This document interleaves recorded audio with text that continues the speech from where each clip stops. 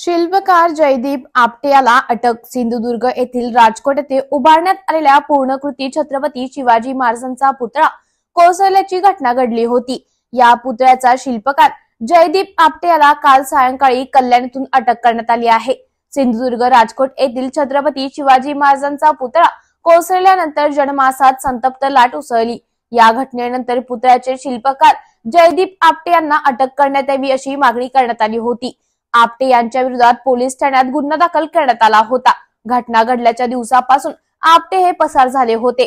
आपटे यांच्या अटकेसाठी पोलिसांनी विविध तपास पथके तयार केली होती. घटना घडल्यानंतर दुसऱ्या दिवसापासून आपटे यांच्या कल्याणमधील बाजारपेठ परिसरातील घराला कुलूप होते. त्यांच्या घरासमोर संभाजी ब्रिगेड यांनी आंदोलन करून त्यांच्या घरावर शिवद्रोही असं लिहिण्याचा त्यांचा फोटो चिटकवण्यात आला होता. त्यांच्या घरासमोर अंडी फोड निषेध करण्यात आला होता. त्यानंतर त्यांच्या पत्नी पोलिसांनी चौकशी केली. आपटे यांच्याविषयी माहिती घेतली होती. तसंच त्यांच्या पत्नी यांच्या कल्याणमधील घरी परतल्या होत्या. जयदीप आपटे यांना तात्काळ अटक केली. पोलीस पथके मागावर होती. बाजारपेठेत पोलिसांनी आज अशी माहिती मिळाली की आपटे हा त्याच्या कुटुंबियांना भेटण्यासाठी त्यांच्या कल्याणमधील बाजारपेठे येथे घरी येणार आहे. पोलिसांनी आपटेला त्याच्या घरी येताच अटक केली आहे. त्याला अटक करून तात्काळ पोलिसांनी उपायुक्त सचिन गुंजा यांच्या कार्यालयात हजर केले आहे. पोलिसांनी त्यांची पुढील चौकशी सुरू करण्यात आली आहे. सर, आपण वकील आहात जयदीप आपटे, त्यांचं काय पुढची आता प्रक्रिया? या सर्व प्रकरणामध्ये सर्व विचार केल्यानंतर अटकपूर्व जामिनासाठी न जाता त्यांनी स्वतःहून सरेंडर होणं आणि पोलीस यंत्रणेला सहकार्य करणं हे आम्ही उचित समजलं आणि त्या हिशोबाने त्यांच्या कुटुंबियांशी चर्चा करून कालच निर्णय झाला होता की त्याला सरेंडर करायचं. आज तो आला रे आला की बाजारपेठ पोलीस स्टेशनला येईल, स्वतःला सरेंडर करायचं इच्छा दर्शवेल तो आणि पुढची सगळी न्यायिक प्रक्रिया जी आहे ती होईल असं आजच आमचं दुपारी ठरलं होतं आणि त्यानुसार सगळं घडलेलं आहे. आणि ही काही चुकीची जी स्टोरी सांगितली जाते की तो काळोखात लपून जात होता कुटुंबात, ते सर्व साफ खोटं आहे. तपास यंत्रणेशी सहकार्य करणं, जे काही त्यांच्यावरती आरोप झालेले आहेत ते कसे निराधार आहेत हे सांगणं तपास यंत्रणेला आणि न्यायाला सामोरं जाणं न्यायालयाला हे आता आम्ही ठरवलेलं आहे. त्यामुळे आता त्याला मालवणला गेल्यानंतर त्याला उद्या मॅजिस्ट्रेट कोर्टापुढे हजर केला तर तेव्हा आम्ही तिथे हजर होऊ आणि जे काही योग्य युक्तिवाद करायचा तो केला जाईल. त्याला रात्रीच्या वेळेला घरी सांगितलं जातं. नाही बरोबर, त्या अत्यंत गुप्तता पाळली होती कारण याच्यामध्ये खूप घाणेरडं गलिच्छ राजकारण झालेलं आहे. खूप याच्यावरती काही जणांनी आपल्या राजकीय पोळ्या भाजून घेतलेल्या आहेत. त्यामुळे आणखी त्याला कुठले फाटे फुटू नयेत आणि सर्व शांततेने व्हावं हाच त्याचा मागचा हेतू होता. कुठली लपाछपी काही करायची नव्हती.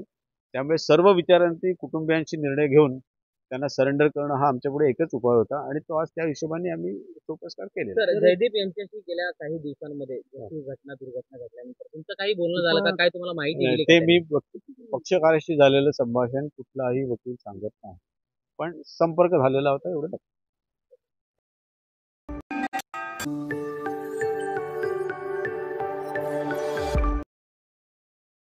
नारायण राणे, निलेश राणे व नितेश राणे हैवान आहेत असं विनायक राऊत म्हणाले. माजी खासदार विनायक राऊत यांनी राणे पिता पुत्रांवर कडकाडून टीका केली आहे. त्यांनी नारायण राणे, निलेश राणे आणि नितेश राणे यांना हैवान संबोधले. तसंच छत्रपती शिवाजी महाराजांच्या पुतळ्याच्या प्रकरणात षडयंत्र असल्याचं त्यांनी म्हणणाऱ्यांबद्दलही नाराजी व्यक्त केली आहे. महायुती सरकारवर टीका करताना राऊत आणि भाजप शिंदे सरकार निवडणुकांपासून दूर पळत असल्याचं त्यांनी म्हटलं. त्यांनी विधानसभेच्या निवडणुकीमध्ये अजित पवार गटाला बाजूला ठेवण्याची शक्यता व्यक्त केली आहे. समरजित घाटगे यांच्या भाजप आणि शिंदे गटातील बाहेर पडण्याच्या निर्णयांचे त्यांनी स्वागत केले आणि गणेश चतुर्थी नंतर जागा वाटपावर चर्चा होईल असं सांगितलं. वंचित बहुजन आघाडी बाबतही राऊत यांनी भाष्य केले की जर ते ऐकले असते तर त्यांनी आज त्यांच्या 3 खासदारांचा सहभाग असता. साहेब, राज्याच्या निवडणुका जशा विधानसभेच्या जवळ येत आहेत तशी भाजपमध्ये सुद्धा गळती लागायला लागली. याचं कारण काय असं वाटतं तुम्हाला? खरं म्हणजे महाराष्ट्र राज्यातलं भाजप मिंदे हे जे सरकार आहे हे निवडणुकांपासून खूप दूर पळायला लागलेलं आहे. ऑक्टोबरमध्ये निवडणुका होणं अपेक्षित आहेत, परंतु आत्ताच्या माहितीप्रमाणे निवडणुका ह्या नोव्हेंबरच्या 3ऱ्या आठवड्यामध्ये जातील आणि जेवढ्या निवडणुका जवळ येतील तेवढा भारतीय जनता पक्षाची जी आहे ती गळती खूप मोठ्या प्रमाणात होईल. त्या सर्वांना माहिती पडलेलं आहे की जुमलेबाजांचं सरकार आता औटघटकेचं राहिलेलं आहे. त्यामुळे त्यांचं त्यामध्ये राहण्यामध्ये काय अर्थ नाही असं समजून भाजपमध्ये खूप मोठी गळती लागलेली आहे. सर, अजित पवार गटाचा जो कायम राहील, लोकसभेला जो ट्रेंड होता तोच कायम राहील 100% राहणार. 100% राहणार लोकसभेचा. प्रश्न घेतोया. अजित पवार गटामुळे भाजपला गळती लागण्याची चर्चा आहे, तर भाजपकडून नाराजांची मनधरणी सुरू आहे. पक्षांतर रोखण्यासाठी हे प्रयत्न केले जातात, काय सांगाल? माझ्या माहितीप्रमाणे विधानसभेच्या निवडणुकीला अजितदादा गटांना वाटाण्याची अक्षता लावण्याची शक्यता नाकारता येत नाही. त्यांची वेळ झालेली आहे, वेळ संपलेली आहे. गरज सर्व वैद्यमोर होत अशा पद्धतीने अजित गटाला फेकून देतील आणि उरलेले दोघे एकत्र राहून निवडणुका लढतील. तिसरी आघाडी अस्तित्वात येईल असं वाटतंय? तिसरी आघाडीची फार मोठ्या प्रमाणात शक्यता वाटत नाही आहे. काही जण येण्याचा प्रयत्न करतील पण यशस्वी होतील असं वाटत नाही. निलेश राणे, नितेश राणे यांनी जो आता पुतळ्या प्रकरणी जे काही वक्तव्य केलेत की त्यांचं असं म्हणणं हे षडयंत्र असावं आणि याची सरकारने चौकशी करावी, याबद्दल तुमचं काय मत आहे? खरं म्हणजे नारायण राणे, निलेश राणे, नितेश राणे हे हैवान आहेत. हैवान. छत्रपती शिवाजी महाराजांची प्रतिमा ज्या पद्धतीने ह्या भ्रष्टाचारी कामामुळे कोसळली, त्याचं प्रायश्चित घेण्याच्या ऐवजी त्याच्या पाठीमागे षडयंत्र आहेत असं म्हणणाऱ्यांची अकलेची कीव करावीशी वाटते. त्याने वैभव नाईकवर ते आरोप केले. बेशरम वृत्तीचे आरोप आहेत. सर, समरजित घाटगे यांनी भाजपला सोर चिठ्ठी दिली, तर हर्षवर्धन पाटील पवारांची तुतारी हाती घेण्याची चर्चा आहे, कसं बघताय? समरजित घाटगेंनी उचललेलं पाऊल योग्यच आहे. अद्याप येत्या काही दिवसामध्ये अशा महाराष्ट्रातले खूप मोठे प्रस्थ भाजपा आणि शिंदे गटातून सोडून शिवसेना, उद्धव बाळासाहेब ठाकरे म्हणा किंवा शरद पवारसाहेब म्हणा, काँग्रेस यांच्या तंबूमध्ये येतील. महाविकास आघाडीचं जे जागा वाटपाचं जे आहे ते किती दिवसात होईल असं वाटतं तुम्हाला? साधारण गणेश चतुर्थीच्या नंतर जागा वाटपावर अंतिम चर्चा होईल. यामध्ये आणखी कोण पक्ष येण्याची शक्यता आहे, जॉईन करून येण्याची? वंचित आघाडीने काल असं म्हटलंय की आमचे दरवाजे खुले आहेत, तुम्ही वंचितला पुन्हा महाविकास आघाडीचे पूर्वीचे जे घटक पक्ष आहेत त्याच्यामध्ये शेकापा आहे, सपा आहे, बसपा आहे, हे तर आहेतच चर्चेमध्ये. वंचितने यावं की नाही ते त्यांनी निश्चित करावं. लोकसभेच्या निवडणुकीच्या वेळेला त्यांची खूप मोठ्या प्रमाणात मनधरणी आम्ही सर्वांनीच केली आणि त्यावेळेला जर वंचित ऐकलं असतं तर आज वंचितचे किमान 3 खासदार महाराष्ट्रामधून निवडून आले असते. परंतु आत्ता येतील नाही येतील पण पाहू. हे चिपळूण संमिश्र विधानसभा याच्यामध्ये प्रशांत यादव यांची तयारी सुरू आहे. तुमचा शिवसेना म्हणजे उभाटा गटा पक्षाचा याला पाठिंबा आहे का? म्हणजे ही सीट डिक्लेअर अशी पकडायची? महाराष्ट्रातल्या कोणत्याही जागेचं वाटप झालेलं नाही आहे. चिपळूण संगमेश्वर विधानसभा मतदारसंघावर शिवसेना, उद्धव बाळासाहेब ठाकरे पक्षाने सुद्धा दावा केलेला आहे. परंतु या सगळ्या मतदारसंघाचं वाटप हे गणेश चतुर्थीच्या नंतर होईल. पण समजा ही कन्फर्म झाली तर तुम्ही सपोर्ट महाविकास आघाडीचे जे उमेदवार असतील त्यांच्या पाठीशी खंबीरपणे उभं राहावंच लागेल. या जागेबद्दल तुमचं काय मत? ही जागा या जागेबद्दल अद्यापही निवडून येण्याची किती हे वाढ? 1001% महाविकास आघाडीचा आमदार निवडून येणार. 1001%.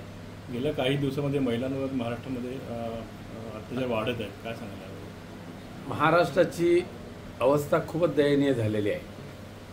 शाळकरी विद्यार्थी असतील, महिला असतील, वृद्ध महिला असतील, वृद्ध गृहस्थ असतील, दररोज ह्या हैवानांना बळी पडत आहेत. परंतु त्यांना जरब बसेल अशा पद्धतीचं पोलिसी यंत्रणा किंवा शासकीय यंत्रणा ह्या महाराष्ट्रामध्ये अस्तित्वात राहिलेलीच नाही आहे. त्यामुळे महाराष्ट्र हे अख्ख्या देशामध्ये मुलींवरच्या अत्याचारामध्ये, महिलांवरच्या अत्याचारामध्ये क्रमांक 1चं राज्य झालेलं आहे. हे शिंदे आणि फडणवीसांचं कर्तृत्व आहे. कालच म्हणजे 2 दिवसामध्ये पश्चिम बंगालमध्ये असे एक विधेयक आलं आहे, म्हणजे राज्य सरकारने केलं आहे की 30 दिवसामध्ये फाशी द्यायची. अशा प्रकारचं विधेयक हे राज्यामध्ये आलं तर काय वाटतं? आणणं आवश्यकच आहे. कोणत्या परिस्थितीमध्ये लहान बालकं, विद्यार्थी आणि महिला यांच्यावरच्या अत्याचारांना 1 महिन्याच्या 30 दिवसाच्या त्याचा सोक्षमोक्ष लागलाच पाहिजे आणि असं नीच कृत्य करणाऱ्यांना फाशीची शिक्षा झालीच पाहिजे.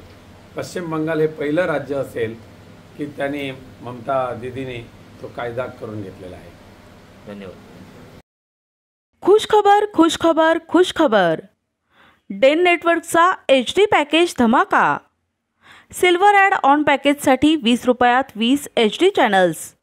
गोल्ड ॲड ऑन पॅकेजसाठी 30 रुपयात 30 HD चॅनल्स. या योजनेचा लाभ घेण्यासाठी आजच आपल्या डेन केबल ऑपरेटरशी संपर्क साधा. ही योजना फक्त HD सेटअप बॉक्सवरच उपलब्ध असेल. संजय राऊत यांना कायदा कळत नाही. आरोपीला जेवढा वेळ शोधायला लागतो तेवढा लागला असं निलेश राणे म्हणाले. माजी खासदार निलेश राणे यांनी संजय राऊत यांच्यावर टीका करताना म्हटलं की त्यांना कायद्याची नीट माहिती नाही. तसंच उद्धव ठाकरे आणि महाविकास आघाडीवर निशाणा साधत ठाकरे यांची राजकीय किंमत कमी होत चालली असल्याचं त्यांनी सांगितलं. काँग्रेसच्या संदर्भावरही सभांवरही टिप्पणी त्यांनी केली आहे. त्यांच्या उपस्थितीला कमी महत्त्व दिले. खासगी बस मालकांना त्यांच्या सणानंतर योग्य उत्तर देऊ असं निलेश राणे म्हणाले. बघूया ते काय म्हणाले ते.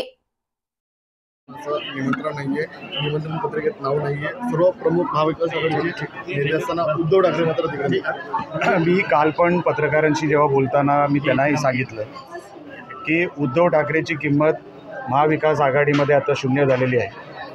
मुख्यमंत्री पद तर लांबच राहू दे, त्यांना उद्या साधा राज्यमंत्री पण करणार नाही, सत्ता तर येणं ही लांबची गोष्ट आहे. त्यांना जर काही स्वप्न पडत असतील, काँग्रेसला जी काही स्वप्न पडत आहेत ती काही स्वप्न खरी होणार नाही. आणि त्यांच्या ज्या काही वाटाघाटीमध्ये उद्धव ठाकरे आज 3ऱ्या क्रमांकावर आहे. पहिल्या क्रमांकावर काँग्रेस आहे असं काँग्रेसला वाटतं आहे, 2ऱ्या क्रमांकावर तुतारी आहे आणि 3ऱ्या क्रमांकावर उभाटा आहे. हे जोपर्यंत उद्धव ठाकरेंना हे रुजलं पाहिजे की त्यांची किंमत समाजामध्ये शून्य होत चाललेली आहे, त्यांना आता काँग्रेसच फाट्यावर मारत चाललेली आहे. हे आता काही चित्र लपवण्यासारखं काय राहिलेलं नाही. उद्धव ठाकरेंना त्यांची किंमत ही कळली पाहिजे. आणि हे फक्त कुठे सांगलीला होतंय म्हणून कशाला, उद्या मुंबईमध्ये जरी झाली ना तरी यांना खुर्ची नाही. अगोदर कशा मोठ्या त्या गुबगुबीत खुर्च्या असायच्या, आता प्लास्टिक चेअरवर बसायची अवस्था आली आहे उद्धव ठाकरेंची. ही अवस्था अजून वाईट होणार. ते जसे बारीक होत चालले ना तसे त्यांच्या खुर्च्या बारीक होत चालल्या. हे अभिनंदन आहे. तुम्ही जे काय चित्र हिंदुत्वासाठी जे काय तुम्ही ती फारकत घेतली हिंदुत्वाशी, तुम्ही जो धोका दिला, जी गद्दारी केली, हे त्याचं फळ आहे. दुसरीकडे राणेसाहेब एक महत्त्वाचा प्रश्न राहून गेला, समोर आलेले काय सांगाल हे बरोबर आहे. आपलं म्हणणं अतिशय बरोबर आहे. म्हणून आमचा हा छोटासा प्रयत्न आहे की ही लुटमार कुठेतरी बंद व्हावी. हे जे प्रायव्हेटवाले आहेत हे अतिशय स्वतःला शाणे समजायला लागलेले आहेत. यांना एकदा त्यांची जागा दाखवावी लागेल. पण काय सणासुदीच्या दिवसाला आम्हाला हे वातावरण खराब करायला आवडत नाही. एकदा होऊन जाऊ दे आणि नंतर आपला सण एकदा झाल्यानंतर त्यांना किती रेट वाढवायचे आहेत आणि कशी लुटमार करायची आम्हालाही बघायचं आहे. पण त्यांचा बंदोबस्त आम्ही करणार. तोंडाला येईल ते रेट सांगितले जात आहेत. 1200 5 स्टारचे रेट, 5 स्टारचे रेट. मला माहिती आहे तुमचं म्हणणं बरोबर आहे. पण सणाच्या तोंडावर 7 तारखेला गणेश उत्सव म्हणजे आपला गणपती येतोय आणि तोंडावर आम्हाला हे सगळं करायचं नाही. पण त्यांना योग्य त्या भाषेत आम्ही त्यांना सांगणार. शिल्पकार आपल्याला अखेर अटक झालेले आहेत. यावरून संजय राऊत टीका करत आहेत की आपल्याला कोणीच वाचू शकला नाही, गॉडफादर देखील वाचू शकला नाही. बघा, लुकआउट सर्क्युलर जेव्हापासून आरोप झाले तेव्हापासून LOC हा जाहीर झालेला आहे आणि 10 दिवसानंतर आपटे भेटला. म्हणजे पोलीस लुकआउटवर होतेच ना. सर्क्युलर कधी निघाला आहे? मुळात काय, संजय राऊतला त्याच्यातलं काहीच कळत नाही, कायदा कळत नाही, काही कळत नाही. त्याला काय तुमच्यासमोर बडबडच करायची आहे. लुकआउट सर्क्युलर म्हणजे काय एवढं तरी माहिती आहे का? कधी निघाली लुकआउट सर्क्युलर? LOC कधी निघालेला आहे? आता आरोपीला शोधायला जेवढा वेळ लागतो तेवढा लागला आणि आरोपी काल पकडला गेला. सर, आज जिस तरह से कोंकण के लिए लोगों को छोड़ा गया, जिस तरह से ट्रेन छोड़ी गई, गणपति उत्सव को लेकर क्या कहना चाहेंगे? ये 3रा साल है. 3 साल पहले जिस सोच के साथ हमने ये ट्रेन शुरू की थी, क्योंकि गणेश उत्सव हमारे कोंकण में सबसे बड़ा उत्सव है. बहुत सारे चाकरमणि हम लोग जो बोलते हैं, बहुत सारे यहाँ पे जो रहते हैं पर उनका गांव कोंकण में है, वो गणपति के दौरान वहाँ जाते हैं, वहाँ पे पूजा करते हैं, वहाँ पे रहते हैं. तो हमारे लिए वो सबसे बड़ा उत्सव है, फेस्टिवल है. हमसे कुछ अगर हो पाया ये फेस्टिवल के लिए, क्योंकि आज आप प्राइवेट रेट आप देख रहे हो तो बहुत भयानक रेट चल रहे हैं प्राइवेट मार्केट में, तो उनका भी बंदोबस्त हम करेंगे. पर फेस्टिवल के मुँह पे हमको मैक्सिमम जो वहाँ के यहाँ के पैसेंजर्स वहाँ भेजने हैं, वो भेजने का हमारा जो कोशिश है। और आपने जो देखा, जो माहौल यहाँ पे है, जो लोगों के चेहरे पे खुशी है, वो देख के हमको बहुत खुशी मिली।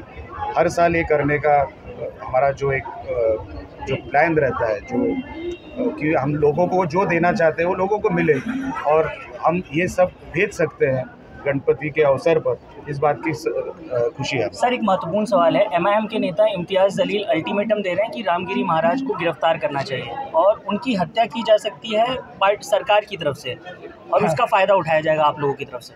कौन इम्तियाज़ जलील? अरे जिनके नाम में ही जलील है, वो क्या धमकी देगा? हाथ तो लगा के दिखाओ, हाथ लगा के दिखाओ ना। अच्छा, ये धमकी देने वाला ये कौन है? कौन है ये? कोई बहुत बड़ा लेवल का कोई आदमी है क्या? चिरकुट आदमी है। उसकी धमकी से डरता कौन है? और अगर धमकी की बात है ना, कल अगर मैं आपके कैमरा के सामने दूंगा धमकी, जलील को छोड़ूंगा नहीं, तो क्या होगा? आपके सामने धमकी देने से क्या होगा? हिम्मत है तो कुछ करके दिखा ना। करने की हिम्मत नहीं है। ये एमआईएम है ना, ये ख़त्म हुई पार्टी है। इनका हैदराबाद में अभी कुछ नहीं बाकी है, तो इधर महाराष्ट्र में क्या करेंगे ये लोग? और इसके लिए मैं बोलता हूँ, इज्जत में रहो, इज्जत दो तो इज्जत मिलेगी। इज्जत नीलाम करोगे तो तुम्हारी इज्जत नीलाम होने को टाइम नहीं लगेगा। सर, उनकी तरफ से स्टेटमेंट्स आ रहे हैं कि बीजेपी अपने पिल्लुओं को संभाल कर रखे। छोड़ो ना, पिल्लू कौन है? कौन है? एमआईएम खुद एक पिल्लू है। इतनी छोटी चीज़ है एमआईएम, थूक देंगे ना तो निकल जाएगी, बह जाएगी। इसके लिए हमारे मुंह मत लगो, हम सीधा आउट करते, इतना याद रखना।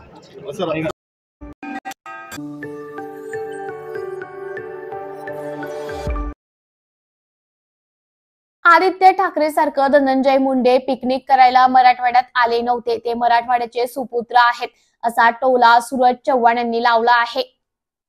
राष्ट्रवादी काँग्रेस युवा प्रदेशाध्यक्ष सूरज चव्हाण यांनी आदित्य ठाकरे यांच्या टीकेला उत्तर दिले। त्यांनी सांगितले की कृषी मंत्री धनंजय मुंडे शेतीच्या नुकसानाची पाहणी करण्यासाठी मराठवाड्यात आले होते, पिकनिकसाठी नाही। तसंच तातडीने पंचनामे करण्याचे आदेश दिले आहेत।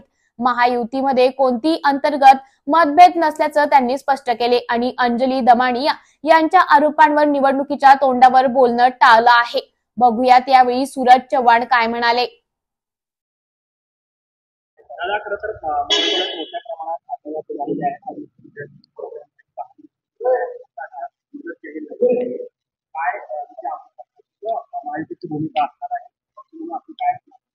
कृषी मंत्री धनंजय मुंडे साहेबांनी बऱ्याच जिल्ह्यांमध्ये दुष्काळाची पाहणी केलेली आहे। अतिवृष्टीमुळे बऱ्याच शेतकऱ्याचं नुकसान झालेलं आहे। राष्ट्रवादी काँग्रेस पक्षाची मागणी आहे तातडीनं पंचनामे होऊन त्याच्यावरती शेतकऱ्याला तातडीनं मदत सरकारने करावी, ही मागणी राष्ट्रवादी काँग्रेस पक्षाची आहे। कालच कृषी मंत्र्यांनी पंचनाम्याचे आदेश त्या ठिकाणी देण्यात आलेले आहेत, परंतु हेक्टरी 50,000 रुपये सरकारनं मदत द्यावी अशी मागणी आपल्या माध्यमातून मी सरकारकडे करतोय।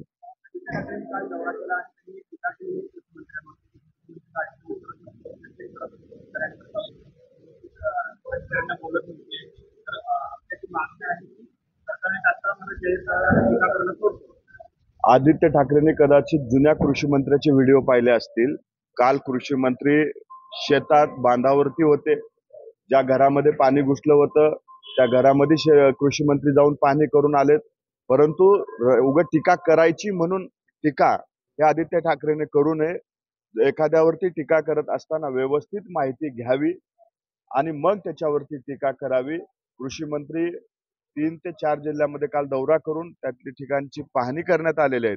आदित्य ठाकरे सारखं ते पिकनिक करायला मराठवाड्यात गेलेले नव्हते, ते मराठवाड्याचे सुपुत्र आहेत, शेतकऱ्याचे सुपुत्र आहेत आणि त्यांना शेतकऱ्याची जाण आहे। त्यांना कुठल्या शेतामध्ये कसलं पीक आहे हे माहिती आहे।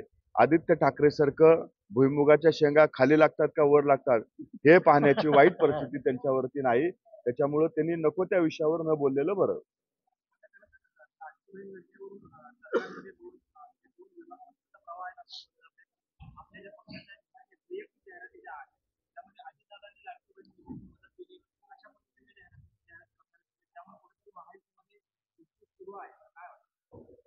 सरकार म्हणून ज्यावेळेस महायुतीची जाहिरात येते त्यावेळेस त्या जाहिरातीमध्ये तिन्ही पक्षाच्या नेत्यांचा फोटो आहे. परंतु पक्ष लेवलवरती ज्यावेळेस एखाद्या योजनेचा प्रचार आणि प्रसार करायचा असतो तर प्रत्येक पार्टी ही वेगवेगळ्या इंडिव्हिज्युअल लेवलवरती करते. आता देवाभाऊ म्हणून भाजपाची जाहिरात आहे, आम्ही आक्षेप नाही घेतला, कारण तो त्याच्या पक्षांचा अजेंडा आहे, पक्षाच्या जाहिराती त्या आहेत, त्यांनी त्यांच्या पद्धतीनं त्याची जाहिरात करावी. परंतु हे जाणीवपूर्वक विरोधकांकडे बोलण्यासारखं काहीच नाही. आज लाडक्या बहिणीला जो प्रतिसाद भेटतोय म्हणून कुठंतरी महायुतीमध्ये भांडण लागावं या उद्देशानं त्यांचं हे चाललेलं षडयंत्र आहे. परंतु महायुतीमध्ये समन्वय आहे, कुठलंही त्याच्यामध्ये एकमेकाबद्दल द्वेष असण्याचं काही कारण नाही.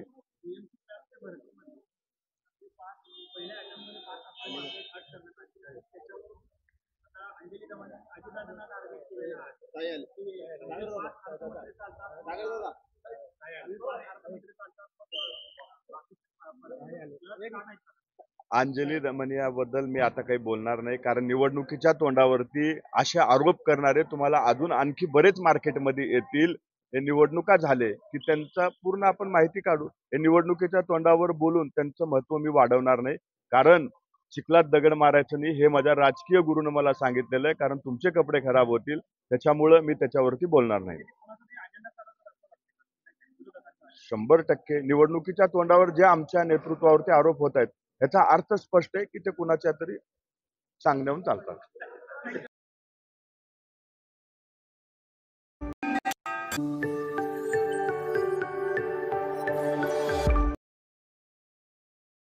उद्या ठेच लागली तरी देवेंद्र फडणवीस यांनी केलं असं विरोधक सांगतील असं सुधीर मुनगंटीवार म्हणाले. सांस्कृतिक कार्य मंत्री सुधीर मुनगंटीवार यांनी विरोधकांवर टीका करताना म्हटले की विरोधक कोणत्याही घटनेसाठी देवेंद्र फडणवीस यांना जबाबदार ठरवतील. नागपूर चित्रनगरीच्या संदर्भात त्यांनी सांगितले की नागपूरमध्ये फिल्म सिटीची कल्पना असून त्यावर लवकरात लवकर काम करण्याचा निर्णय घेतला आहे. तसंच मराठवाड्यातील शेती नुकसानीसाठी सरकारने शेतकऱ्यांना मदत देण्याचं आश्वासन दिलं आहे. बघूया यावेळी सुधीर मुनगंटीवार काय म्हणाले. भाऊ, सगळ्यात आधी तुमचं अभिनंदन की नागपूरला 100 एकर मध्ये फिल्म सिटी दिलेली आहे. कुठे असणार आहे, कधीपर्यंत होईल, काय नियोजन, काय संकल्पना? साधारणतः वेगाने व्हावी ही माझी संकल्पना आहे. नागपूर विभागामध्ये आपल्याला माहिती आहे की या विभागाचं वैशिष्ट्य म्हणजे आमची एक झाडी पट्टी सांस्कृतिक आमचा एक मोठा वारसा आहे. या धानपट्ट्यांमध्ये आपल्याला माहिती आहे की रात्रभर दंडार चालायची, दंडारच नव्हे तर असे विविध सांस्कृतिक प्रकार चालायचे. आर्टमध्ये आम्ही कुठेही मागे नाही आहोत. या ठिकाणी नागपूर जिल्ह्यामध्ये 100 एकरमध्ये फिल्म सिटी करण्याच्या दृष्टीने आम्ही पूर्ण शक्तीने वेगाने काम करण्याचा निर्णय केला आहे. आत्ताच या विभागाचे आमदार श्री आशिष जयस्वालजी यांच्याशी माझी चर्चा झाली. मी त्यांना सांगितलं की आवश्यकता असेल तर तुमच्या प्रमुख उपस्थितीमध्ये समिती नियुक्त करू, पण आपल्याला हे काम विदर्भासाठी केलं पाहिजे. कोल्हापूरमध्ये एक चित्रनगरी आहे, मुंबईमध्ये चित्रनगरी आहे, मग नागपूरमध्ये सुद्धा एखादं चित्रनगरी असणं ज्या माध्यमातून विविध चित्रपटांसाठी याचा उपयोग होईल, विविध मालिकांसाठी याचा उपयोग होईल आणि त्या दृष्टीने एक 100 एकरमध्ये अद्ययावत ॲडव्हान्स. आणि मी यासाठी काही लोकांशी काल चर्चाही केली आहे की ज्यांना टेक्नॉलॉजीचाही मोठा उपयोग करता येईल का. यासोबत विदर्भाचं वैशिष्ट्य आहे, ताडोबा आहे, पेंच आहे, बोर आहे, मेळघाट आहे, चिखलदरा आहे, असे अतिशय सुंदर नैसर्गिक शूटिंगचे क्षेत्रही आपल्याकडे आहे.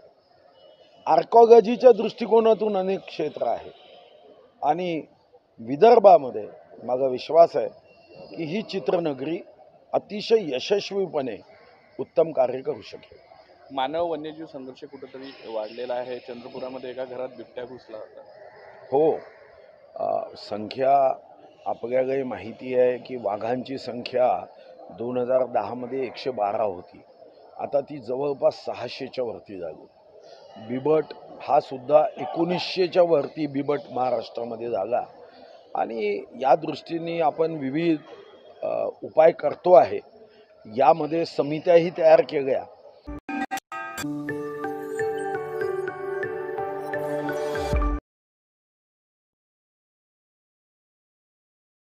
जयदीप आपटेला अटक होण्याआधीच त्याच्या जामिनीची तयारी 8 दिवसापासून सुरू होती, असं संजय राऊत म्हणाले.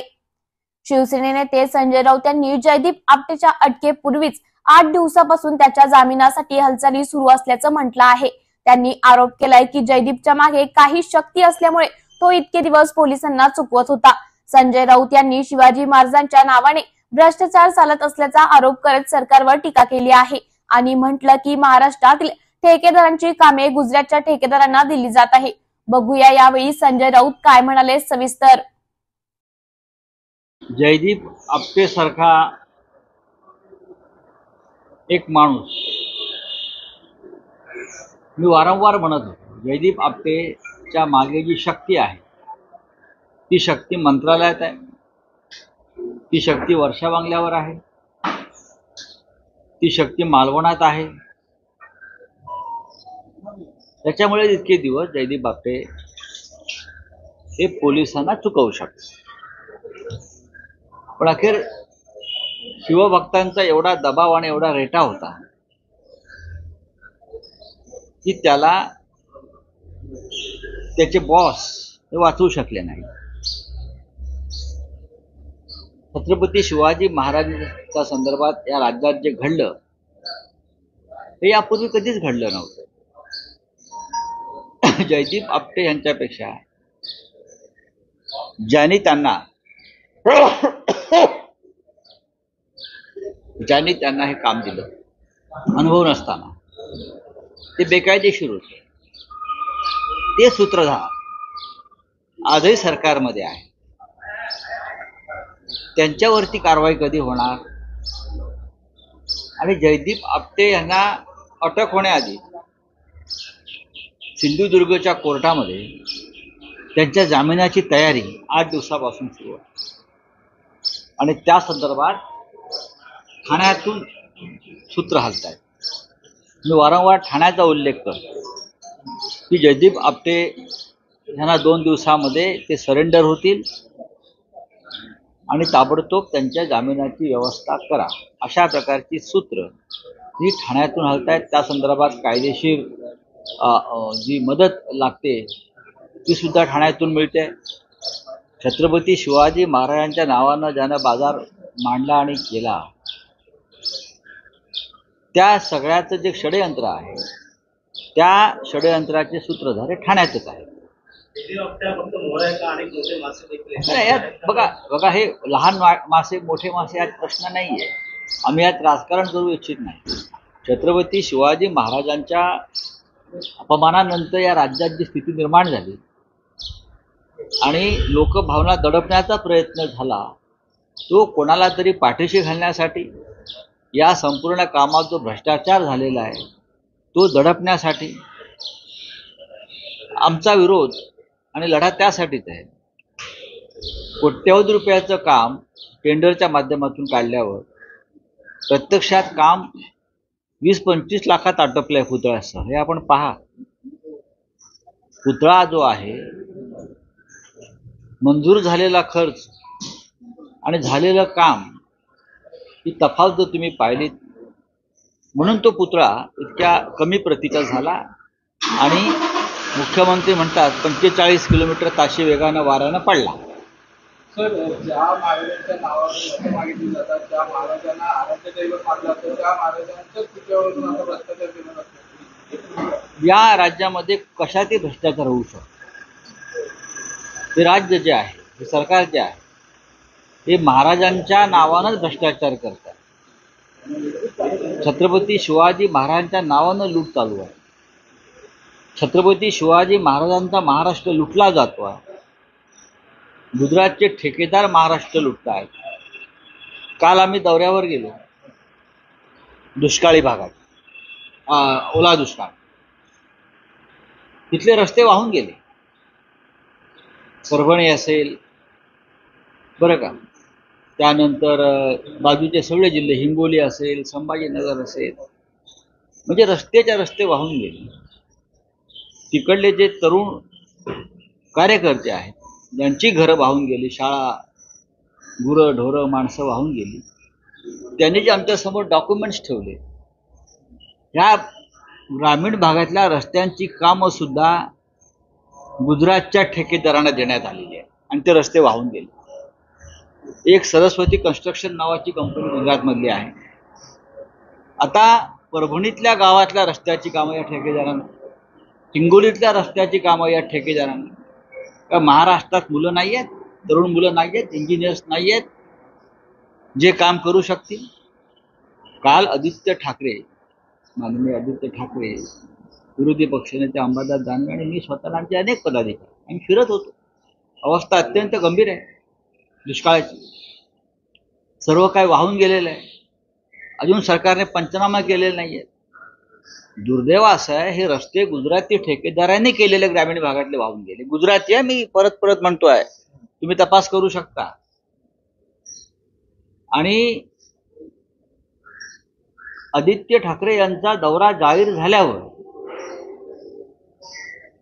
सरकारला जाग आली आणि मग तहसीलदार व्हिडिओ वगैरे धावत गेले. कृषी मंत्री कुठे होते इतक्या दिवसांनी? या राज्याला कृषी मंत्री आहे की नाही?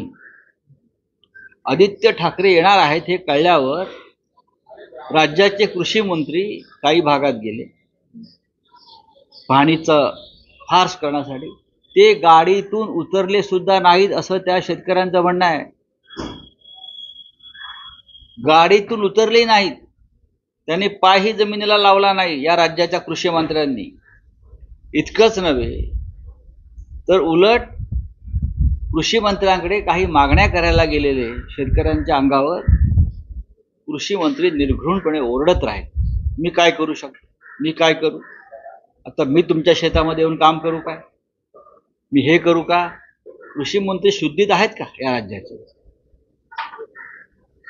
हजारो शेतकऱ्यांचे संसार वाहून गेले, पशुधन वाहून गेलाय, पीक वाहून गेलाय, पंचनामे नाहीत, पीक विमा योजना नाही, तुमची यंत्रणा चालत नाही.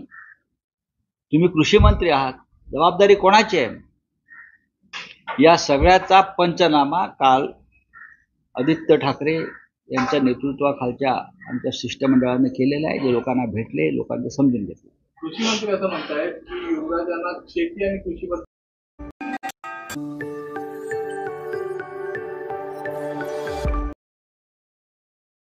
जयदीप आपटे अटक प्रकरणात कल्याणचे डीसीपी सचिन गुंजाळ यांची प्रतिक्रिया. मालवण राजकोट प्रकरणातील फरार शिल्पकार जयदीप आपटे हा कल्याणलाच राहणारा आहे. ठाणे पोलीस आयुक्त आशुतोष डुमरे यांनी त्याला अटक करण्याची जबाबदारी कल्याण पोलिसांवर दिली होती. शिल्पकार जयदीप आपटे याला अटक करण्यासाठी कल्याण पोलिसांची विविध पथके तयार करण्यात आली होती. जयदीप आपटे लपण्याच्या सर्व संचयित ठिकाणावर आम्ही पाळत ठेवून होतो. काल खात्रीलायक गोपनीय माहिती मिळाली की जयदीप आपटे कल्याणमध्ये येणार आहे. यासाठी विशेष पथके नेमण्यात आली होती. एक पथक रेल्वे स्टेशन आणि एक पथक त्याच्या राहत्या घरी तैनात करण्यात आले होते. काल रात्री शिल्पकार जयदीप आपटे त्याला त्याच्या घराजवळून ताब्यात घेण्यात आले. सिंधुदुर्ग पोलिसांकडे टीमने सुरक्षितरित्या जयदीप आपटेला सोपवण्यात आले. सिंधुदुर्ग राजकोट गडकिल्ल्या प्रकरणी शिल्पकार जयदीप आपटे याला काल ताब्यात घेतल्या, अटक केलेली आहे. कशा रीतीने सगळे ऑपरेशन होतं आणि किती मोठी कारवाई आहे? मालवणच्या घटनेतील फरार आरोपी जयदीप आपटे हा कल्याण येथील राहणारा असलेल्याने ठाणे पोलीस आयुक्तालयाचे आशुतोष डुमरे साहेब, माननीय पोलीस आयुक्त यांनी त्याला पकडण्यासाठीची जबाबदारी ही आमच्यावर सोपवलेली होती. आणि तो फरार झाल्यापासून कल्याण परिमंडळमध्ये विविध पथके ही तयार करण्यात आलेली होती आणि आपटेची लपण्याची सर्व जे काही संशयित ठिकाणे आहेत त्याच्यावर आम्ही पाळत ठेवून होतो. या तपासादरम्यान आम्हाला काल अशी खात्रीलायक गोपनीय माहिती मिळाली की आपटे हा कल्याणमध्ये येणार आहे. यावरून आम्ही आमच्या अधीनस्थ असलेले बाजारपेठ पोलीस स्टेशनचे सिनियर PI गौड यांचे PSI चव्हाण यांचे एक पथक आणि आमच्या रेडर ब्रँचमधील श्रीयुत आंधळे API यांचे एक पथक आम्ही विशेष पथक नेमलेलं होतं. एक पथक रेल्वे स्टेशनवर आमचं कार्यरत होतं, तर एक पथक आपटे ज्या ठिकाणी राहतो त्या परिसरामध्ये तिथे सापळा रचून होतं. आणि आमच्या माहितीप्रमाणे ठीक 10:15च्या आसपास हा आपटे त्याच्या घरी जाण्यासाठी त्याच्या घराच्या जवळच मिळून आला. आमच्या पथकाने त्याला ताब्यामध्ये घेतलं आणि त्याला काल संध्याकाळीच 10:30 वाजता DCP ऑफिसला आणलं गेलं आणि सिंधुदुर्ग जिल्ह्याची जी टीम त्याच्या मागावर होती त्या टीमला आम्ही इथे बोलून घेतलं आणि त्याला सुरक्षितरित्या सिंधुदुर्गच्या पोलिसांच्या ताब्यामध्ये दिलं आणि त्यांना आमच्या हद्दीपर्यंत एस्कॉर्ट देऊन सिंधुदुर्गकडे रवाना केलं.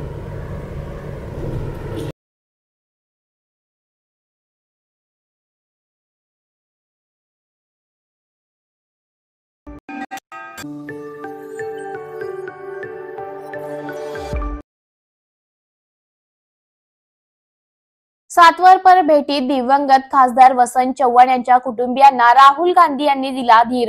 लोकसभेतील विरोधी पक्षनेते राहुल गांधी, काँग्रेस पक्षाचे अध्यक्ष मल्लिकार्जुन खरगे, काँग्रेस पक्षाचे प्रदेश अध्यक्ष नाना पटोले हे राजकीय नेते सांत्वन करण्यासाठी आणि आमच्या परिवाराला धीर देण्यासाठी आले होते. साहेबांचा राजकीय प्रवास कसा होता आणि त्यांचे निधन कसे झाले, नेमका काही आज होता का, या सर्व गोष्टी त्यांनी बारकाईने जाणून घेतल्या. त्यांनी सांगितले की आम्ही तुमच्या परिवाराच्या पाठीशी आहोत. देशाचे नेते, काँग्रेस पक्षाचे लोकसभेतील विरोधी पक्षनेते माननीय राहुलजी गांधी, काँग्रेस पक्षाचे अध्यक्ष माननीय मल्लिकार्जुन खरगे साहेब, आपले महाराष्ट्राचे निरीक्षक चेनितला साहेब, नानाभाऊ पटोले, अमितजी देशमुख, ही सर्व मंडळी, आपले माननीय कैलासवासी खासदार वसंतरावजी चव्हाण साहेब यांचं 26 तारखेला दुःखद निधन झालं. आमच्या परिवाराला धीर देण्यासाठी आणि सांत्वत्व करण्यासाठी आज नायगाव या ठिकाणी वाड्यावर ते सर्व मंडळी आली होती. परिवाराशी त्यांनी चर्चा केली आणि सांत्वत्वपर या ठिकाणी त्यांनी भेट दिली. काय तुमच्याकडनं माहिती जाणून घेतली त्यांनी? नाही म्हणजे साहेबाचा राजकीय प्रवास कसा होता आणि काय परिस्थितीमध्ये ते लढले आणि काय त्यांना नेमकं आजार होता आणि काय परिस्थितीमध्ये त्यांचं दुःखद निधन झालं, हे सर्व गोष्टी त्यांनी बारकाईने जाणून घेतल्या. खरं तर हा मुद्दा इथं आता विचारू नये पण विचारणं आवश्यक आहे. शेवटी तुम्ही दुःखात जरी असलात तरी पुढच्या भविष्याबाबत तुम्हाला काही संकेत दिलेत का त्यांनी? नाही ते लोकसभा निवडणूक हो ते फक्त आता सांत्वत्व करण्यासाठी, परिवाराला धीर देण्यासाठी इथं आलेले होते आणि त्यांनी सांगितलं की आम्ही तुमच्या परिवाराच्या पाठीमागे आहोत, घाबरण्याचं कारण नाही. खुश खबर, खुश खबर, खुश खबर. डेन नेटवर्कचा HD पॅकेज धमाका. सिल्वर ॲड ऑन पॅकेजसाठी 20 रुपयात 20 HD channels. Gold add on पॅकेजसाठी 30 रुपयात 30 HD चॅनल्स. या योजनेचा लाभ घेण्यासाठी आजच आपल्या डेन केबल ऑपरेटरशी संपर्क साधा. ही योजना फक्त HD सेटअप बॉक्सवरच उपलब्ध असेल. महिलांवरील वाढत्या अत्याचाराविरोधात नागपुरात राष्ट्रवादी काँग्रेस शरद पवार गटाचे निषेध आंदोलन. महिलांवरील वाढत्या अत्याचाराच्या विरोधात महाराष्ट्रात सातत्याने निदर्शने होत आहेत. आज नागपुरातही महिलांच्या सुरक्षितेसाठी शक्ती कायदा लागू करावा या मागणीसाठी राष्ट्रवादी काँग्रेसच्या शरद पवार गटाच्या कार्यकर्त्यांनी नागपुरात निदर्शने केली आहेत. या निदर्शनात महाराष्ट्राचे माजी गृहमंत्री अनिल देशमुख देखील सहभागी झाले होते. विशेष म्हणजे महाराष्ट्रात महाविकास आघाडीची सत्ता असताना सरकारने महिलांना सुरक्षा देण्यासाठी शक्ती कायदा केला होता, मात्र त्याची अंमलबजावणी अद्याप झालेली नाही. या कायद्यानुसार महिलेवर अत्याचार करणाऱ्या 21 दिवसांच्या आत फाशीची शिक्षा देण्याची तरतूद आहे. महाराष्ट्रातील बदलापूरमध्ये 3 वर्षाच्या निष्पाप मुलीवर झालेल्या अत्याचाराच्या घटनेनंतर पुन्हा एकदा राज्यात शक्ती कायदा लागू करण्याची मागणी अनिल देशमुख यांनी केली असून महाविकास आघाडी सरकारने हा कायदा आणला होता. त्यांनी हा कायदा केंद्र सरकारकडे मंजुरीसाठी पाठवला होता, पण आतापर्यंत केंद्र सरकारने त्याला मान्यता दिली नाही, अशी प्रतिक्रिया यावेळी माजी गृहमंत्री अनिल देशमुख यांनी दिली आहे. क्या कर रहे हैं? ऐसा है की बदलापूर येथे काही दिवसापूर्वी 3.5 वर्षाच्या आणि 4 वर्षाच्या मुलीवर जो बलात्कार झाला, ज्या पद्धतीने अत्याचार झाला,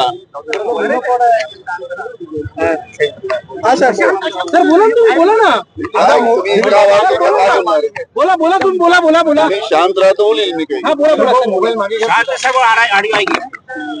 बदलापूर येथे काही दिवसापूर्वी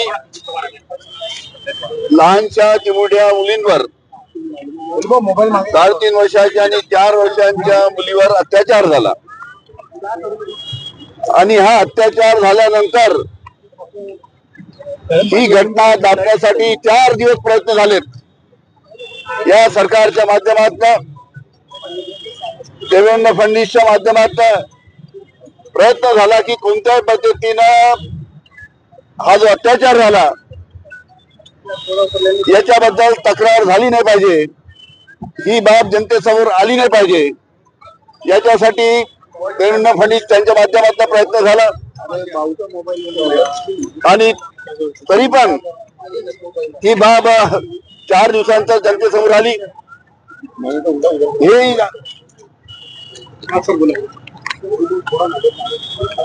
4 दिवस या पद्धतीनं ही बाब दाबल्यानंतर लोकांच्या लक्षात आलं की ज्या शाळेमध्ये या मुलींवर अत्याचार झाला ती भारतीय जनता पार्टीच्या नेत्याची शाळा होती आणि म्हणून भारतीय जनता पार्टीच्या नेत्याची शाळा असल्यामुळे ही बाब जनतेसमोर आली नाही पाहिजे आणि म्हणून ही बाब त्या निमित्तानं या अत्याचाराची 4 दिवस दाबण्यात आली। पण जेव्हा ही बाब थोडी जनतेसमोर आल्यानंतर जनता पोलीस स्टेशन मध्ये गेली। त्या पीडित जी मुलगी होती 3.5 वर्षाची, 4 वर्षाची, तिचे आई वडील आणि नातेवाईक पोलीस स्टेशन मध्ये गेले आणि त्यांनी सांगितलं की आमच्या मुलीवर अत्याचार झालेला आहे, 3.5-4 वर्षाची आमची मुलगी आहे आणि या पद्धतीनं अत्याचार झाल्यानंतर सुद्धा पोलीस कंप्लेंट दाखल करत नाही। 13 तास सरकारच्या दबावामुळे, देवेंद्र फडणवीस यांच्या दबावामुळे 13 तास हा मुलींवर अत्याचार होऊन सुद्धा त्या ठिकाणी गुन्हा दाखल करण्यात आला नाही। 13 तास त्या लहान मुलीच्या आई आणि वडिलांना त्या निमित्तानं बाहेर बसवण्यात आलं, त्यांची दखल त्या निमित्तानं पोलिसांनी घेतली नाही आणि मग जेव्हा याचा आक्रोश झाल्यानंतर त्या पद्धतीनं जनता रस्त्यावर आली आणि जनताच्या दबावाखाली शेवटी त्या ठिकाणी पोलीस यांनी तक्रार दाखल केली आणि म्हणून अशा पद्धतीनं महाराष्ट्रामध्ये केव्हाही मुलींवर, लहान मुलींवर किंवा महिलांवर जेव्हा अत्याचार होतात आणि असा अत्याचार झाल्यानंतर जो आरोपी आहे त्या आरोपीला लवकरात लवकर फाशी व्हावी अशी साहजिक सर्व जनतेची मागणी असते। बदलापूरच्या घटनेमध्ये सुद्धा अशाच पद्धतीनं आरोपीला फाशी व्हावी अशा पद्धतीची मागणी होती। पण आज जी कायद्याची तरतूद आहे त्या कायद्याच्या तरतुदीनुसार अशा पद्धतीनं फाशी देता येत नाही आणि म्हणून मी जेव्हा राज्याचा गृहमंत्री होतो त्यावेळेस 3 वर्षापूर्वी आम्ही अशा पद्धतीनं महिलांवर जर अत्याचार झाला तर त्याच्या विरुद्ध एक शक्ती कायदा राज्य शासनाने आम्ही मंजूर केला होता आणि या शक्ती कायद्याच्या अंतर्गत जो कोणी आरोपी आहे त्याला 21 दिवसाच्या आतमध्ये फाशीची शिक्षा झाली पाहिजे, फाशीची शिक्षा या आरोपीला दिली पाहिजे अशा पद्धतीचा शक्ती कायदा आम्ही आणला। त्यावेळेस महाराष्ट्राचे मुख्यमंत्री उद्धवजी ठाकरे होते, मी महाराष्ट्राचा गृहमंत्री होतो। आम्ही हा कायदा कॅबिनेटमध्ये मंजूर केला, त्यानंतर हा विधानसभेमध्ये आम्ही आणला, विधानसभेने या शक्ती कायद्याला मंजुरी दिली, विधान परिषदेने मंजुरी दिली आणि त्या पद्धतीनं हा कायद्याला आम्ही एक कायद्याचं स्वरूप दिल्यानंतर, या प्रारूपला आम्ही कायद्याचं स्वरूप दिल्यानंतर आम्ही त्या पद्धतीने हा कायदा जो महाराष्ट्र शासनाने केला अंतिम मंजुरीसाठी केंद्र शासनाकडे 3 वर्षापूर्वी पाठवला। 3 वर्षापूर्वी आम्ही शक्ती कायदा केंद्र शासनाकडे मंजुरीसाठी पाठवला, पण 3 वर्षापासून हा कायदा दिल्लीमध्ये धूळ खात पडलेला आहे। आम्ही वारंवार, मी देवेंद्र फडणवीसला वारंवार विनंती केली की अशा पद्धतीनं महिलांवर अत्याचार झाल्यानंतर त्याला फाशीची शिक्षा झाली पाहिजे, अशा पद्धतीचा कायदा धूळ खात पडलाय। आपल्या दिल्लीमध्ये आपल्या विचाराचं सरकार आहे, त्यामध्ये आपण प्रयत्न करून लवकरात लवकर तो कायदा मंजूर करून आणावा जेणेकरून महाराष्ट्रामध्ये तो लागू करता येईल। विधानसभेमध्ये सुद्धा हा प्रश्न मी उचलला, पण 3 वर्षापासून केंद्रामध्ये धुळखात पडलेला कायदा याला आतापर्यंत मंजुरी त्यांनी मिळाली नाही आणि म्हणून आमचा आग्रह आहे की हा शक्ती कायदा केंद्राने लवकरात लवकर मंजूर करावा, जेणेकरून महाराष्ट्रामध्ये बदलापूर सारखी घटना या परत अशा पद्धतीची दुर्दैवी घटना झाल्यानंतर या कायद्याच्या अंतर्गत जो कोणी आरोपी असेल त्याला फाशी देता येईल, म्हणून लवकरात लवकर या सरकारने कायदा मंजूर करावा अशी आपल्याला या शासनाला आपल्या माध्यमातून विनंती करतो. शक्ती कायदा. खुश खबर, खुश खबर, खुश खबर. डेन नेटवर्कचा HD पॅकेज धमाका. सिल्वर ॲड ऑन पॅकेजसाठी 20 रुपयात 20 HD channels. Gold add on पॅकेजसाठी 30 रुपयात 30 HD चॅनल्स. या योजनेचा लाभ घेण्यासाठी आजच आपल्या डेन केबल ऑपरेटरशी संपर्क साधा. ही योजना फक्त HD सेटअप बॉक्सवरच उपलब्ध असेल. राष्ट्रीय स्वयंसेवक संघाचे सरसंचालक डॉक्टर मोहन भागवत यांनी घेतले जेजुरीच्या खंडेरायांचे दर्शन. राष्ट्रीय स्वयंसेवक संघाचे सरसंचालक मोहन भागवत यांनी आज जेजुरीच्या खंडेरायाचे दर्शन घेतले. जेजुरी देवस्थानच्या विश्वस्तांनी भागवत यांचे औक्षण करीत स्वागत केले. यावेळी भागवत यांच्या हस्ते द्वादश मल्हार दर्शन सृष्टीचे भूमिपूजन करून त्यांच्या कोनशिलेचे उद्घाटन सरसंचालकांच्या हस्ते झाले. भागवत यांनी जेजुरी देवस्थानच्या प्रमुख विश्वस्तांशी संवाद साधला. यावेळी देशाच्या स्वातंत्र्यासाठी लढणाऱ्या दैवत खंडोबा असून जेजुरी गडावर आल्यामुळे आज खऱ्या अर्थाने माझं देवदर्शन झाले आहे. समाज जागृतीचे हे श्रद्धा केंद्र असून धर्म या श्रद्धेमुळे टिकला आहे, असं प्रतिपादन राष्ट्रीय स्वयंसेवक संघाचे सरसंचालक डॉक्टर मोहन भागवत यांनी व्यक्त केले. देव संस्थान आणि जेजुरी ग्रामस्थांच्या वतीने सरसंघचालकांना मानपत्र प्रदान करण्यात आले. यावेळी सरसंघचालकांनी यावेळी देवाचे तळीप भंडारा केला. तसंच देवाच्या खंडा तलवारीची कसरत त्यांनी पाहिली. यावेळी भागवत यांनी केलेल्या सामाजिक कार्यासाठी देवस्थानाकडून त्यांना मानपत्र प्रदान करण्यात आले. यावेळी श्री खंडेरायांची पगडी, गोंगडी आणि भारत मातेच्या प्रतिमेने सरसंघचालकांचे स्वागत करण्यात आले.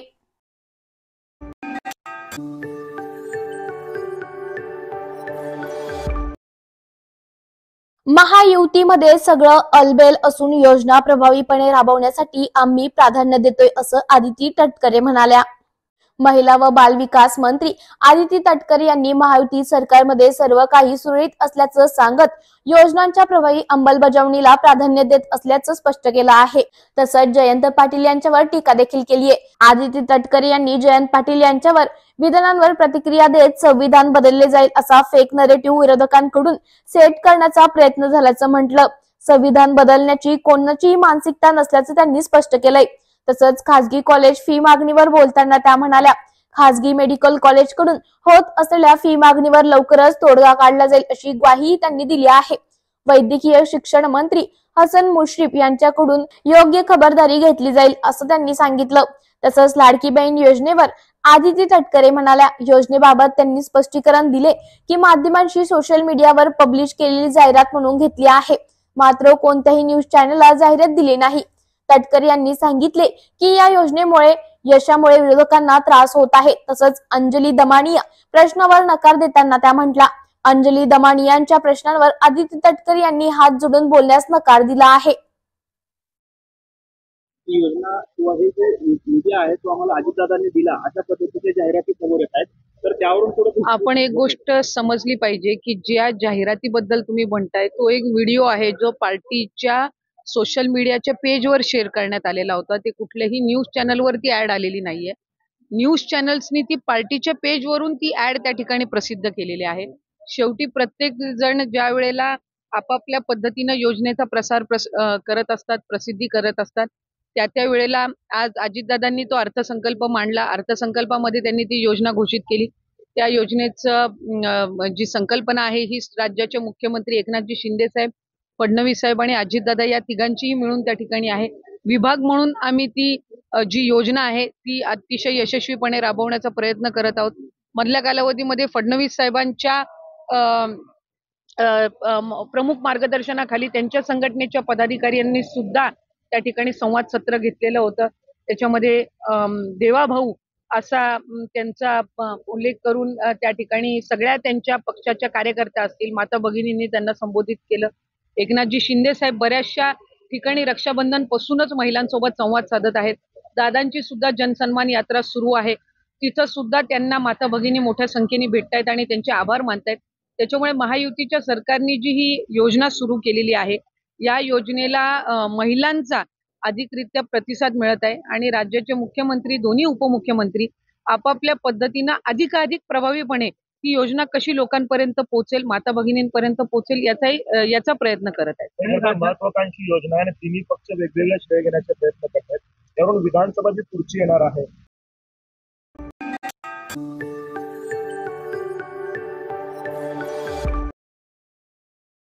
जे लोक जयदीप आपटेला लपवलं अशा अफवा पसरवत होते त्यांना आज मोठी चपराक बसलेली आहे असं एकनाथ शिंदे म्हणाले. एकनाथ शिंदे जयदीप आपटेवर बोलताना म्हणाले, यापुढे चौकशी होऊन कारवाई होईल. कोणालाही यातून क्षमा नाही, कोणालाही सरकार सोडणार नाही.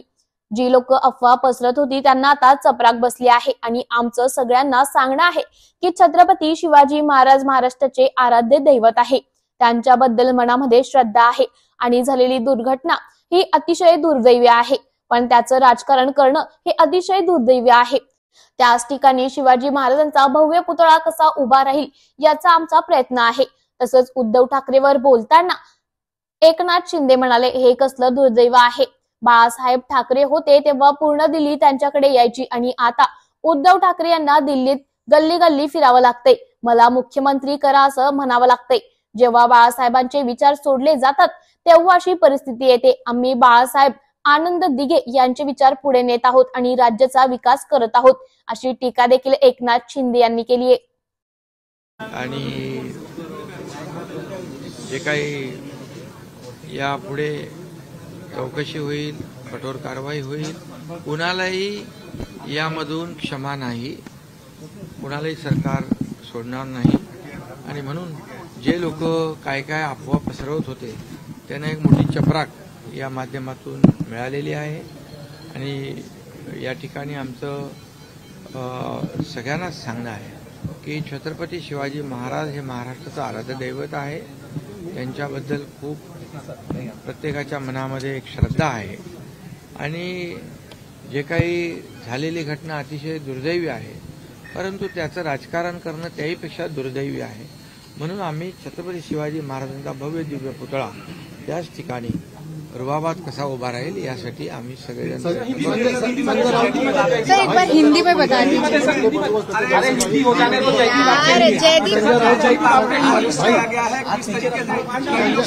मैंने परसों कहा था कि एक जयदीप आपटे हो या और कोई हो, वो कानून के सामने सब शरीके हैं, कानून से कोई ऊंचा नहीं है. उसको अरेस्ट किया जाएगा, वो कहीं भी जाएगा उसको पकड़ा जाएगा और पकड़ लिया है. तो अभी जो अपोजिशन वाले जो राजनीति कर रहे हैं उनको एक बड़ी चपराक है, एक बड़ा फटकार उनको मिला है. और ये जयदीप आपटे की चौकसी होगी, कार्रवाई होगी. और छत्रपति शिवाजी महाराज जी हमारे सबके लिए आराध्य दैवत है. ये दुर्घटना बहुत ही दुर्दैवी बात है, लेकिन उसका राजकारण करना, उसकी राजनीति करना, ये तो बहुत बड़ा दुर्दैव है. और इसलिए हम सरकार ये छत्रपति शिवाजी महाराज जी का जो प्रतिमा है, ये स्टैच्यू जो है, ये भव्य दिव्य जल्द से जल्द वहाँ बनाएगी, ये हमारा मकसद है.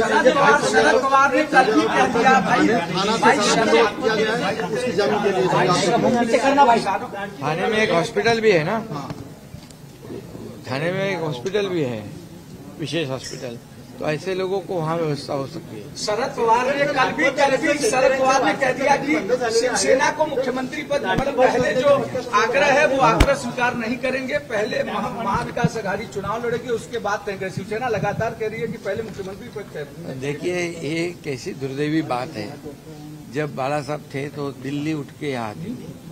अभी यहाँ से इनको दिल्ली के गली गली में जाना पड़ता है. मुझे मुख्यमंत्री करो, मुख्यमंत्री करो, मुख्यमंत्री करो. ये कैसी दुर्भाग्यपूर्ण बात है. और ये तो जब विचार छोड़े जाते हैं, बाला साहब ठाकरे जी के विचार आचार जब छोड़े जाते हैं तब ऐसी परिस्थिति होती है. हम बाला साहब ठाकरे जी के विचार को आगे बढ़ा रहे हैं, आनंद दिघे साहब के विचार को आगे बढ़ा रहे हैं और इस राज्य को आगे बढ़ा रहे, राज्य का विकास कर रहे और राज्य में कल्याणकारी योजना भी ला रहे. इसलिए मुझे ज्यादा इस पर कोई राजनीतिक टिप्पणी नहीं करनी है.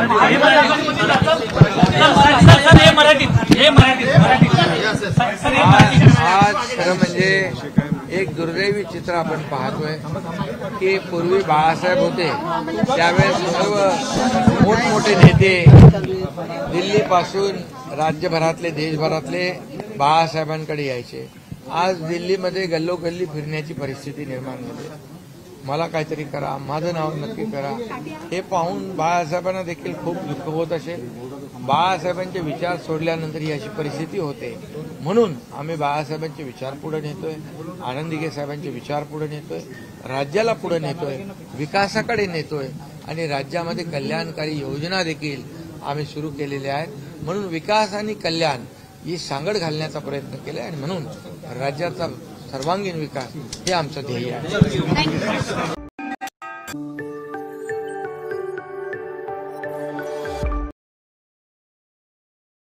वर्ध्यात विविध मागण्यांसाठी शिवसेना ठाकरे गटाने काढला जनाधिकार मोर्चा. शेतमालाला योग्य भाव मिळावा, हक्काचे घरकुल व वाढती बेरोजगारी या मुद्द्यांना घेऊन शिवसेना उद्धव बाळासाहेब ठाकरे गटाच्या वतीने आज वर्ध्यात मोर्चा काढण्यात आला. जनाधिकार मोर्चा काढून शासनाचे लक्ष शेतकरी, शेतमजूर व बेरोजगार युवकांच्या समस्यांकडे वेधण्यात आले. शिवसेना ठाकरे गटाचे विधानसभा प्रमुख निहाल पांडे यांच्या नेतृत्वात हा मोर्चा काढण्यात आला होता.